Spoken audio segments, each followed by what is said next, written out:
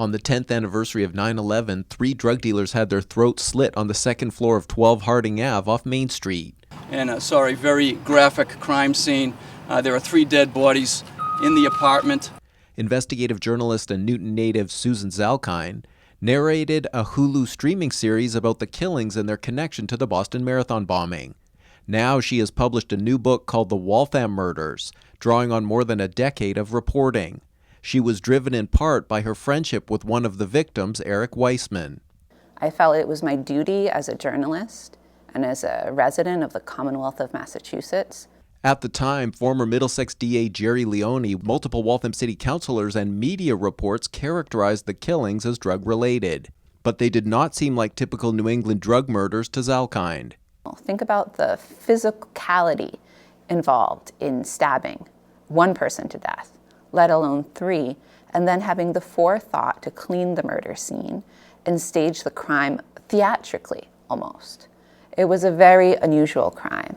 She digs deeper in the book, finding that the drug angle was more complex. This was a drug case in some ways. All 3 victims sold marijuana at a time when that was criminalized, and there was marijuana found on 2 of the bodies. Now, the book presents concerning questions regarding the overlap between the criminal milieu of the victims and members of law enforcement at that time. As the cast of characters multiplies, Zalkind leaves no doubt about who carried out the Waltham murders: dead marathon bomber Tamerlan Tsarnaev and fellow Chechen expat Ibrahim Tadashev, who was killed during FBI questioning in Florida. But were others involved as well? The records from the Richmond Police Department raise very concerning questions about the woman who found the bodies and her other dead lovers, and discrepancies in her account.